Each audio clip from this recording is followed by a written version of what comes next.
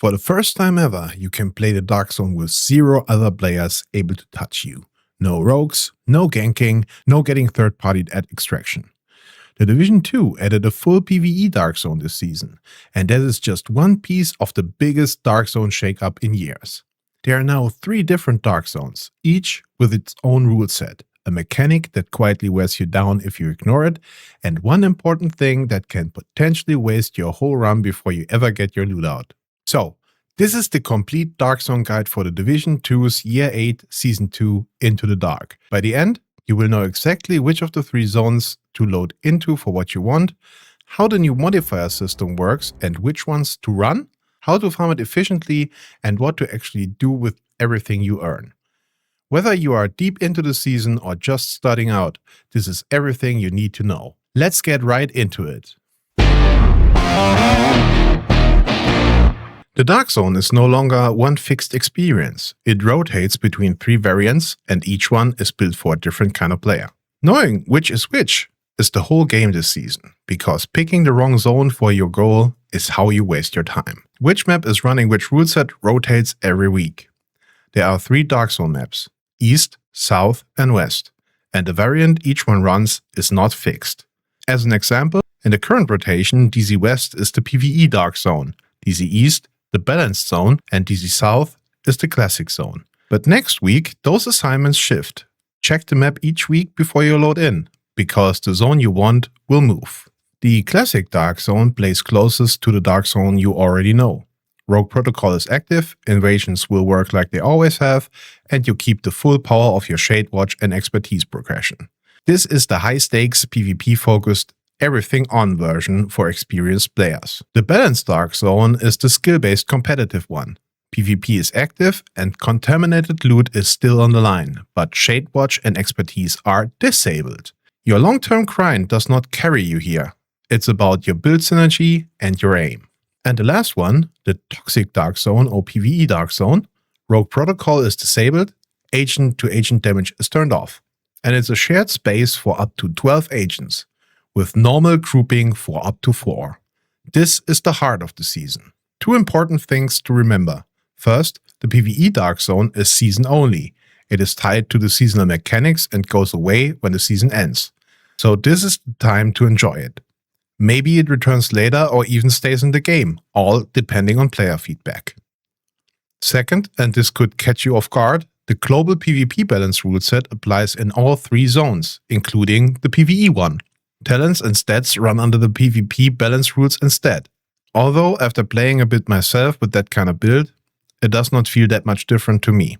Just a thing that I think you should be aware of. The goal is consistency with every Dark Zone. Your loadout behaves the same across Classic, Balanced and PvE, so you can test and try builds in the PvE Dark Zone and then move to one of the other 2 variants.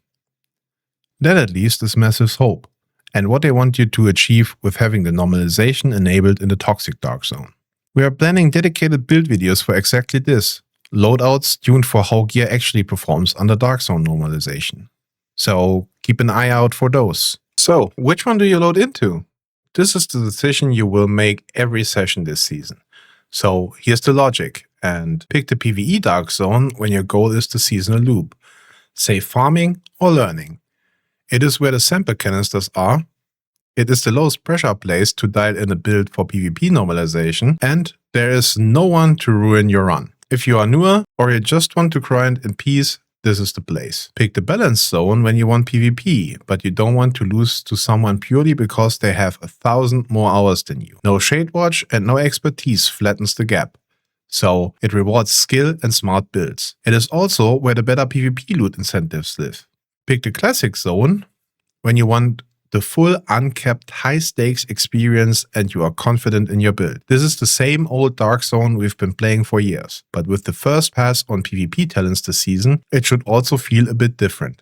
Maybe even better. We have not tried this ourselves yet, because we are mostly focused on PvE content. Now, if you have played Dark Zone PvP or Conflict before, there's one thing that has been plaguing the game for years. Of course, I'm talking about cheaters. Massive addressed it directly. Their message going into the season is that anti-cheat is a major focus. They are dedicating more people and more resources to actually review in-game reports, with anti-cheat updates planned to roll out across the season rather than all at once. The honest part, and credit to them for saying it plainly, is that they were upfront that there is no magic wand here. In their own words, it is a constant battle, it will take time, and they have to start somewhere and improve over time. Here's the catch, and that actually involves you. A big chunk of this leans on player reporting. They specifically ask players to use the in-game report tool, because more human reviewers are now actually looking at those reports. So if you run into someone blatantly cheating in the balanced or classic zone, reporting them is not shouting into the void this season. Whether all of this moves the needle is fair to stay skeptical about. Anti-cheat is notoriously hard in every game, but the effort and the resourcing behind it are real, and the reporting tool is the one lever you personally have. Now, that mechanic I mentioned that quietly wears you down. In the PvE Dark Zone, there is no enemy player hunting you. The pressure is built into the environment, and it's called Toxicity. You track it on the green bar on the left side of your screen. It will not kill you on its own, but it stacks debuffs that make you weaker, and a weaker you is a lot easier for everything else in the zone to put you down. It covers the entire zone and it builds the whole time you are inside. The longer you stay, the more hazardous effects stack up, meaning they layer on top of each other as the meter climbs. It is not one penalty at a high threshold. It is a creeping stack that gets worse in time. Your toxicity climbs by +4 every 10 seconds, up to 500 stacks, just for being in the zone. So it is always ticking upward, whether you are fighting or not. As it crosses each threshold, a new debuff layers on. From 0 to 99, you are below the threshold. No penalties at all. At 100, the first tier kicks in. Minus 15% reload speed and minus 15% weapon handling. Annoying, but survivable. At 200, it gets real. Plus 20% damage taken and minus 30% hazard protection. Now you are squishier and more exposed to status effects or others. At 300, plus 100% threat generation at minus 10% movement speed. Enemies focus you harder and you are slower. And at 400 and up, every time you take damage, there is a 15% chance to be hit with Disorient. And when it procs, it lasts for 2 seconds. At this point, the zone is actively fighting your ability to play. So none of this is damage. Toxicity never directly drains your health. What it does is stack the deck against you tier by tier, until a fight you would normally win becomes a fight you lose. Another mechanic that increases your toxicity level are the 3 new enemy passive modifiers introduced for the season. Plague Doctor raises your toxicity just for standing in its radius and grants 15% health per second to enemies in a radius of 16 meters. Soporific has a chance to disorient you and raises your toxicity level by 20 every time you get hit. And Deux raises it for nearby agents after it gets transferred to another enemy. It also ramps up enemy damage by 20% per second up to 100. So the enemies themselves are a reason the meter can spike faster than you expect. How do you deal with toxicity? On the PTS, you could reset your toxicity level by entering the safe house. This is no longer the case. A checkpoint or safe house pauses the build-up and freezes your current value now. While you are in the Dark Zone, you can search this season's active modifier to lower your toxicity level by a bit. And by a bit, I mean by 35 stacks. Not that much, and it comes at a cost. The only way to completely get rid of toxicity is leaving the Dark Zone. But should you still have loot in your contamination bag, you will lose everything. If you want to keep what you have been grinding for, extracting it first is your only option. But extractions come with a twist in the PvE Dark Zone. Now a bit of perspective from actually playing it, because the meter can sound scarier than it plays out. With a well-rounded build, and especially in a group, you can comfortably sustain a high toxicity level for quite a long time before it becomes a real problem. It is a pressure to respect, not something to panic about too much. And here's something I have noticed run after run. Because there's no PvP in here, other agents are overwhelmingly helpful.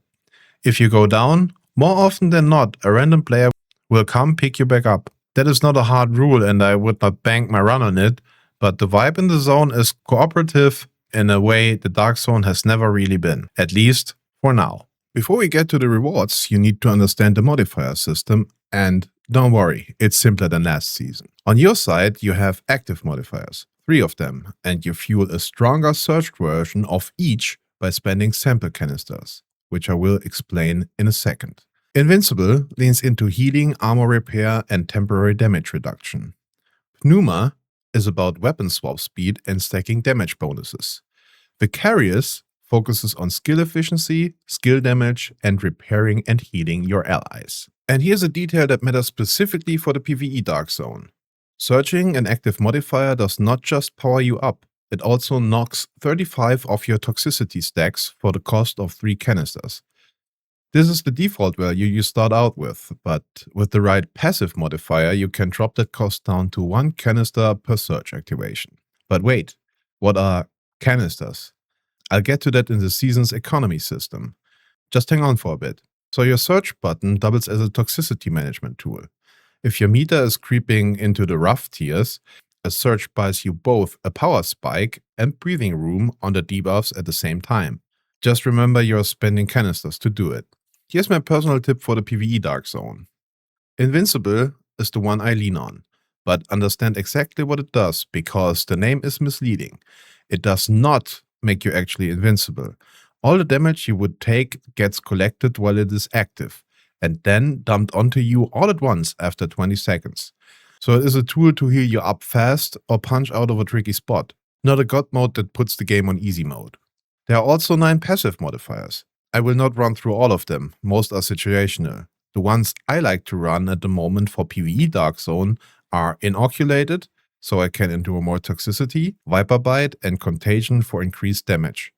Running open world activities or even escalation, Sand and Stone for 30% hazard protection might be a top pick. But these are just my choices. For you, this can be completely different. And on the enemy side, 3 hostile countermeasures. Folie, Deux, Plague Doctor, and Soporific, which we already met up in the toxicity section. Those modified enemies are toxicity accelerators, so prioritize them and end those fights quickly. So what powers all of that? Sample canisters, the seasonal currency the hyenas are stockpiling and the whole reason to be in the PvE Dark Zone. There are 2 forms of it, and they were completely different. First, the sample canister currency itself. This behaves like any other currency. The moment you pick it up, it's yours. You do not have to extract it. Die, leave, whatever. It stays in your pocket. This is your steady, low-risk seasonal income. This currency also comes in the form of sample canister caches. These drop from landmark chests and from bosses in 3 sizes. Small with 15 canisters, medium with 30, and large with 60. Unlike the loose currency, these caches are contaminated, so you do have to extract them. Then collect the canisters from your stash as you would with any other extracted loot. So what do sample canisters actually get you? They are the currency for the season's global modifier, cleaning up the streets. You trade them in up to a total of 2,400, and each threshold you hit unlocks a specific permanent buff. For example, spending around 1,300 gets you plus 15% damage to armor, and the lower tier around 600 gives you plus 20% magazine size. The point is not to memorize every line. It is that sample canisters convert directly into permanent, build-relevant power for the rest of the season. So feeding this should be your first priority. For every sample canister you trade in, you also get high-quality munitions.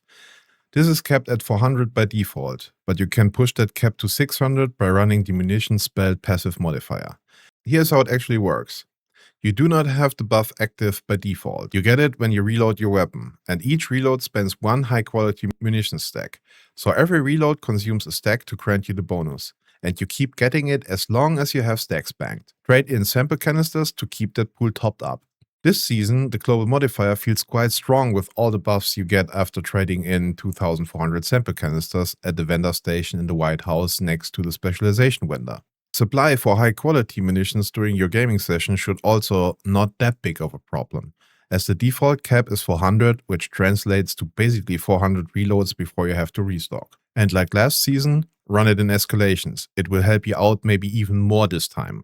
Okay, so by now you should know everything about the PvE Dark Zone, the modifier, currency, and all that.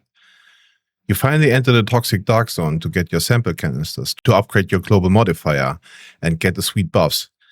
But when you finally get to the extraction point, you can't call in a chopper. Why? Why? Before screaming stupid ass wristwatch, there's one more thing that got added to the PvE Dark Zone specifically. Yet another currency. Stabilization Agent. Now, the Stabilization Agent is a really important resource, and from spending time in the PvE Dark Zone, the drop rates on it vary a lot. Sometimes you will have one almost immediately, other runs you will be sitting on a full bag of caches with no way to call your own extraction. So here's the tip that will save you. Keep an eye out for extractions other players call in. You can always extract your own loot on someone else's chopper. In a 12-player PvE zone, there's almost always somebody calling in one, so you do not strictly need your own stabilization agent every time. Also, because it is treated as a currency, it sits in your resource tab and persists in there over sessions. So if you found one, get killed or beware disconnected, you at least will have your stabilization agent left in your pockets. Oh, and it's also worth mentioning that you can only carry one at a time. Some more nice changes this season. The landmark chests are on a 20-minute cooldown now, down from 30. And you no longer have to be the one who opens the chest. As long as you are in proximity when it is opened, you get the loot too. And if you are farming components specifically, do it with a group. More players at extraction means more hunters, which means more guaranteed components per exit. And here's why you should go to the Dark Zone, and especially the PvE Dark Zone this season, besides collecting sample canisters. To kind of mimic the high stakes in the PvP Dark Zones, hunters will spawn in on every extraction call. They increase in numbers the more players are on or in proximity of the extraction. It scales by 1 hunter per 2 players, so 1 at 2, 2 at 4, up to 6 at 12 players. Why is that important, you ask? Hunters in the PvE Dark Zone guarantee 1 exotic component each, plus a 2% chance to drop Eaglebearer or Ravenous, 2 of the most chased exotics in the game. That makes the PvE Dark Zone a legitimate component and exotic farm. And the PvP Dark Zone has also had a pass on rewards. For raw exotic component volume, the split rewards risks. Landmark chests drop them at 40% in the PvP zones versus 25% in the PvE Dark Zone. And in the balanced and classic zones, landmark bosses also drop them. 33% on challenging, 48% on heroic. And in the balanced PvP zone specifically, deconstructing contaminated items gives you double Dark Zone currency. So if you can handle the PvP zones pay better. If you want it safe and steady, the PvE Dark Zone still delivers. You spend that currency at the revamped Dark Zone vendors, DZ East for recalibration and optimization caches, DZ West for DZ exotic components caches, which hold 4 exotic components, and reconstructed caches where you can get blueprints or legacy seasonal loot.